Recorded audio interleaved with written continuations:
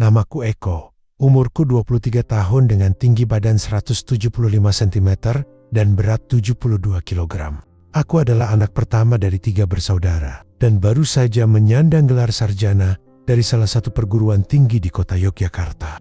Setelah selesai kuliah, aku memutuskan kembali ke kota asalku Magelang dan tinggal bersama kedua orang tua dan 2 orang adik perempuanku yang masih sekolah.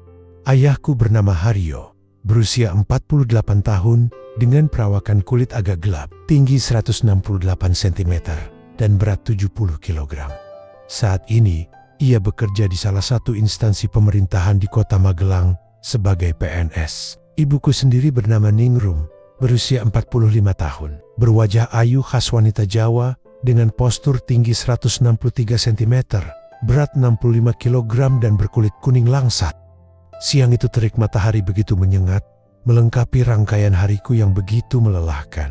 Lelah itu hadir bukan karena tubuhku ini yang terfosir akibat kerja keras melibatkan fisik, melainkan lelah karena pikiran yang terkuras. Bagaimana tidak, hampir tiap hari semenjak aku diwisuda, pikiran ini dipaksa berpikir keras mengenai strategi apa yang harus kulakukan untuk segera mendapatkan pekerjaan. Langkah apa yang harus kulakukan apabila aku gagal diterima kerja dan lain-lain. Dikala matahari memaksaku untuk terus mengayunkan tangan, menyebak keringat yang bercucuran, kulihat dari dalam kamar orang tuaku, ayunan tangan lain yang membuat suasana menjadi lebih sejuk. Seketika itu panas yang kurang ajar perlahan hilang. Ayunan itu berasal dari tangan ibu yang sedang menyisir rambut indahnya, yang panjangnya sepunggung didukung dengan perasnya yang cantik alami, serta dandanan sederhananya. Aku, Bu, ibu mau pergi kemana? Kok siang-siang gini dandanannya nyetil banget? Ibu mau ke pasar le? Tole adalah panggilan anak laki-laki dalam bahasa Jawa. Aku. Lah terus yang jagain warung siapa, Bu? Ibu, lah ya kamu tuh. Lah ibu cuman sebentar kok. Nanti mau minta oleh-oleh apa? Biasa, Bu, bakso Lestari. Kebetulan pas di hari itu, bapak belum pulang kerja dan adik masih sekolah. Sehingga aku yang dapat jatah jaga warung. Tanpa kusadari, ada pemandangan lain yang kulihat dari penampilan ibu waktu itu. Raut muka yang sedikit masam tergambar jelas dari wajah ibu. Sebelum melangkahkan kakinya keluar rumah, tiba-tiba ibu mendekatiku. Ibu, Le, boleh minta tolong dah? Aku, minta tolong apa? Ibu, tolong lepasin anting di kedua telinga ibu ya.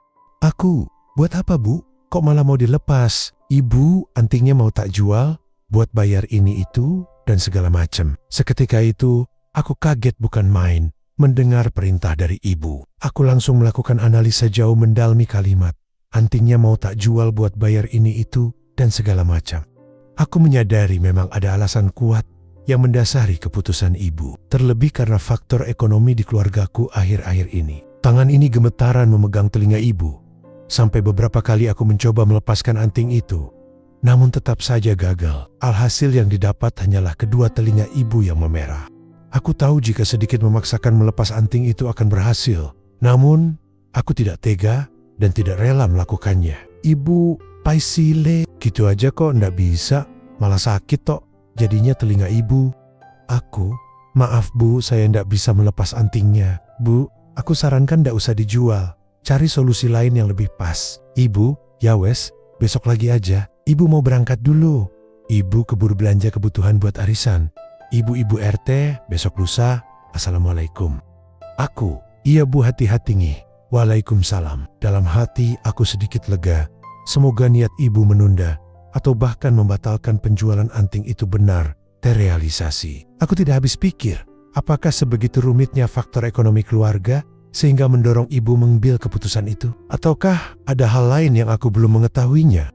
Aku pun coba mencari tahu penyebabnya. Setelah peristiwa di siang tadi, malamnya sebelum tidur, aku berpikir, aku tidak rela ibuku menjual anting emasnya tersebut. Selain karena kasihan padanya, aku juga merasa ibuku memang lebih cantik jika tetap memakai anting emas tersebut. Ketika memikirkan hal tersebut, tanpa terasa, asku bereaksi dengan sendirinya. Keesokannya aku bangun pagi sekali, untuk mandi dan bersiap pergi mencari kerja. Saat aku akan masuk ke kamar mandi, kulihat ibuku sedang memasak di dapur, menyiapkan sarapan untukku dan kedua adikku karena ayah sedang dinas keluar kota saat ini. Saat akan masuk ke kamar mandi, Kusempatkan untuk melihat ibuku dari belakang. Terlihat masih bagus, walaupun sudah memiliki 3 orang putra-putri.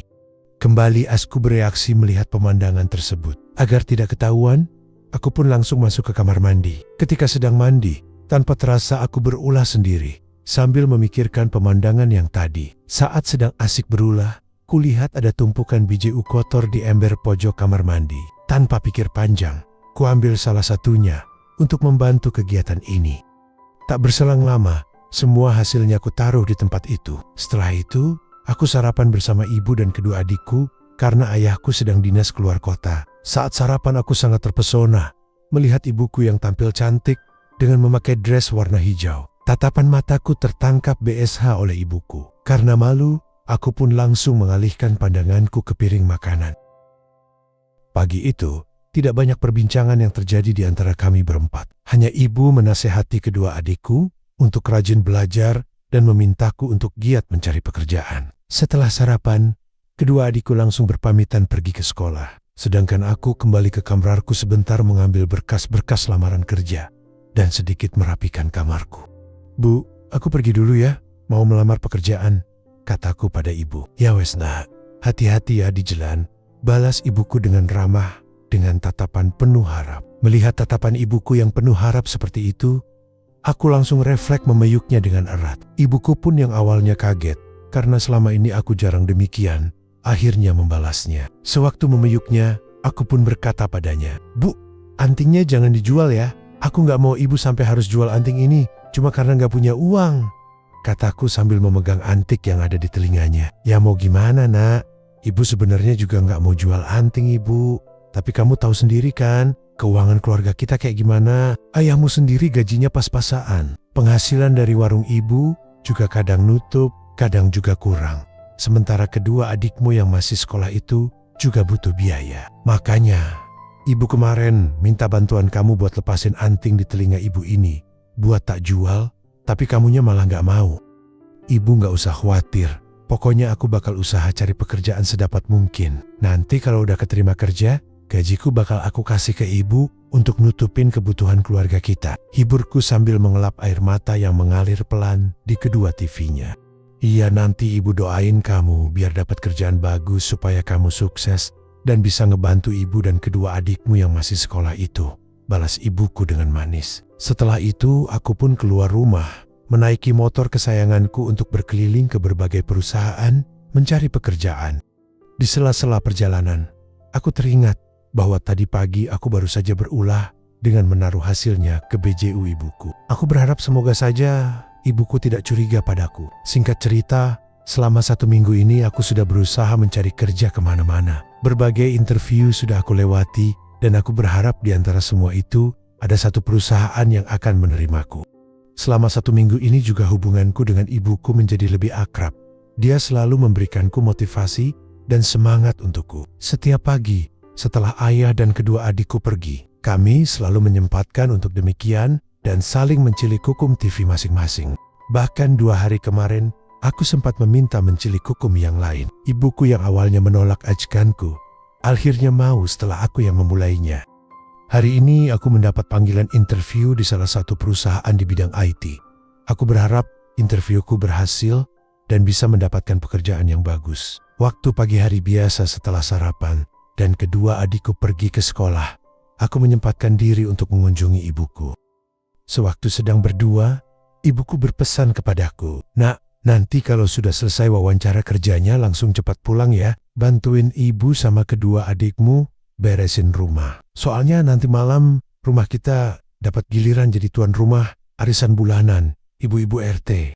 "Iya bu, nanti habis dari wawancara, aku langsung pulang buat bantuin ibu sama Nia dan Fitri beres-beres rumah." "Oke, semoga sukses ya wawancaranya anak ibu yang ganteng, hati-hati di jalan." Setelah itu aku pamit untuk pergi menghadiri wawancara kerja. Saat wawancara kerja, aku menjawab semua pertanyaan dengan begitu percaya diri karena motivasi dari ibuku pagi tadi. Tidak kusangka, rupanya perusahaan media tersebut tertarik dengan CV-ku sebagai lulusan IT.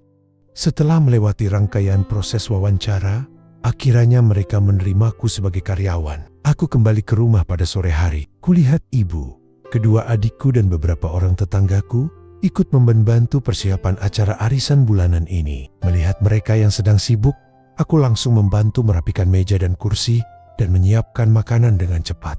Setelah merapikan semua peralatan makanan, aku langsung pergi mandi dengan cepat dan makan terlebih dulu. Karena aku tahu jika arisan dimulai, maka aku dipastikan hanya bisa berdiam diri di kamar. Karena di luar banyak ibu-ibu yang sedang duduk mengadakan arisan. Akhirnya, arisan bulanan di rumahku berakhir dengan lancar. Aku beserta ibu dan kedua adikku mulai membereskan meja dan bangku beserta sisa-sisa makanan ibu-ibu arisan tadi. Selesai berbenah, aku langsung menuju dapur untuk membuat teh hangat untukku dan ibuku. Sementara kedua adikku langsung pergi ke kamarnya untuk pergi tidur karena besok mereka harus sekolah. Bu, ini aku bawain teh untuk ibu. Oh ya nak, taruh saja di meja dekat kasur ibu. Aku pun masuk ke kamarnya sambil menutup pintu dan langsung menaruh kedua gelas teh tersebut di meja dekat kasur ibu sambil duduk di pinggirnya.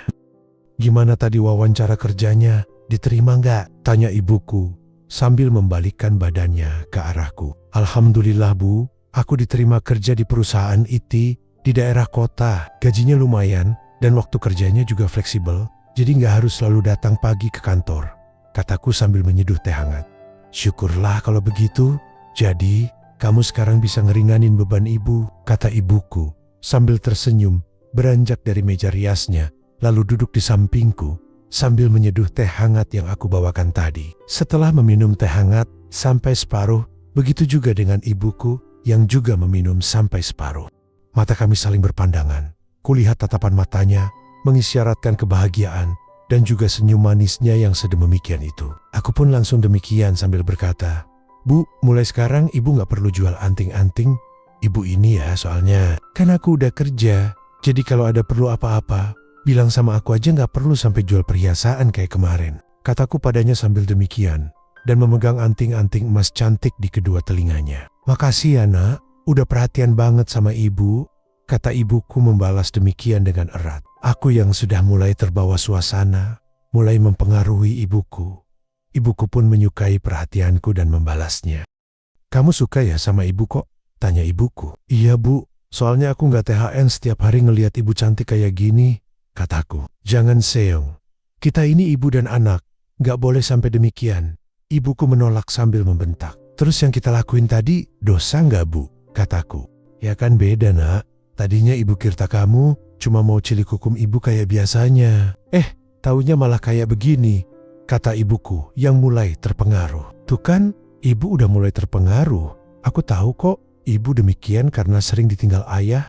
Ih kamu ya, tahu aja kalau ibu demikian. Ya udah yo nak, pinta ibuku. Aku sangat senang mendengar ucapan ibu itu. Tanpa menunggu lama setelah melakukan sedikit acara awalan, aku pun segera memulai acara yang sesungguhnya. 30 menit berlalu, ibuku sudah mencapai 3 kali. Aku yang sudah mulai merasa ingin tiba, mulai lebih giat lagi. Bu, aku gak sabar lagi mau tiba. Jangan didemikian le, nanti ibu hakiki. Aku wis ndak sabar bu, ujarku. 10 menit kemudian, aku menaruh di demikian. Ih, Eko, kenapa kamu demikian? Ujar ibuku, yang juga berhasil mencapai keinginannya. Tak lama kemudian, ku dengar isak tangis dari mulut tuet ibuku. Aku mulai sedikit bangkit untuk melihat WJH ibuku. Dan benar saja, cucuran air mata banyak membasahi WJH cantiknya. Bu, maaf ya, aku tadi sampai lepas kontrol. Kataku meminta maaf. Kamu jahat Eko, ibu kan udah bilang tadi, jangan demikian. Tapi kamunya malah gak dengerin ibu, kata ibuku sambil terisak-isak. Tenang bu, kalau ibu sampai hakiki, Eko bakal tanggung jawab kok, kataku sambil menenangkan ibu. Tapi itu kan gak boleh nak, ujar ibuku yang tangisnya mulai mereda. Semuanya udah terlanjur bu, gak ada yang perlu disesali, kataku. Akhirnya ibuku pun mulai berhenti menangis. Kulihat WJH-nya yang cantik dengan matanya tertutup, membuatku terpengaruh kembali.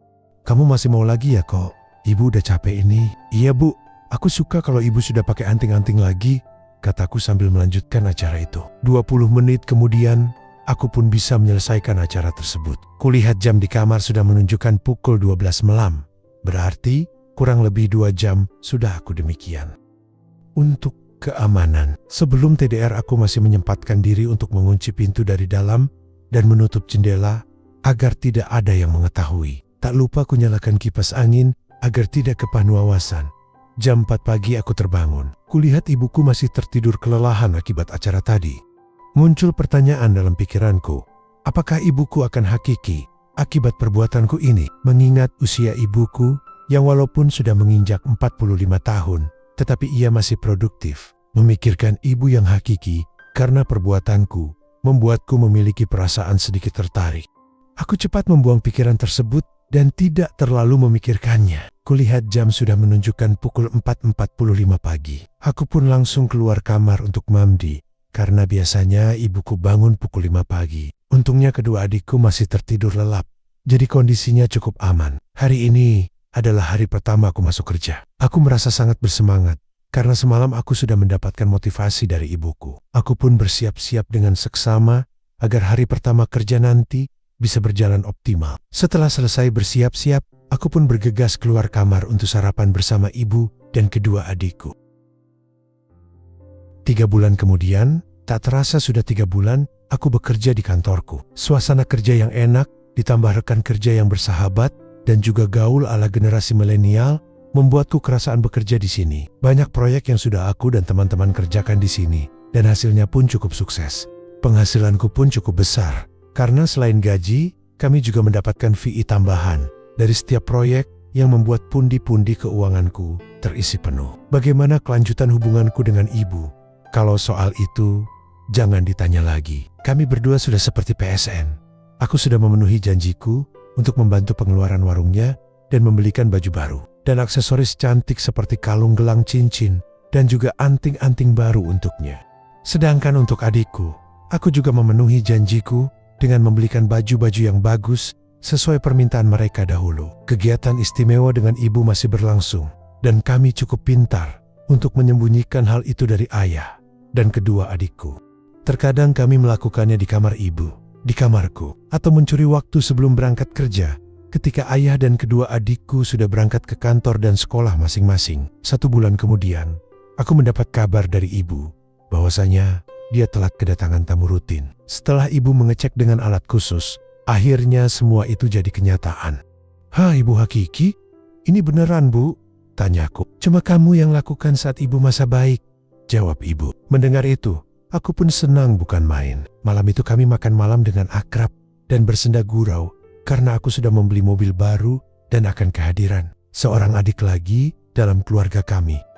Beberapa bulan kemudian, akhirnya tepat di usia ke-46 tahun, ibuku kembali demikian. Sesuai dengan saran dokter di awal kehakikiannya, ibu melakukannya secara caesar, mengingat usianya yang sudah tidak muda lagi. Awalnya ayah agak takut karena biaya operasi caesar biasanya tergolong cukup mahal. Namun akhirnya setelah kami berembuk, akhirnya aku dan ayah patungan untuk membiayai biaya operasi ibu. Setelah demikian ternyata yang keluar adalah putra. Kami sekeluarga sangat senang sekali karena jumlah laki-laki dan perempuan menjadi berimbang. Dalam keluarga kami yaitu 3 laki-laki dan 3 perempuan. Kami pun berembuk dan sepakat menamainya dengan panggilan Arya. Terlihat si kecil Arya sangat mirip denganku yang sejatinya adalah kakak sekaligus ayahnya. Ya, akhirnya keluarga kami kembali utuh karena kehadiran Arya. Ayah begitu menyayangi anak ini dan selalu memperhatikannya dengan agak berlebihan. Begitulah keluarga kami. Walaupun sempat ada masalah kegaduhan, namun akhirnya kami bersatu kembali menjadi keluarga yang bahagia. Sekian dan terima kasih.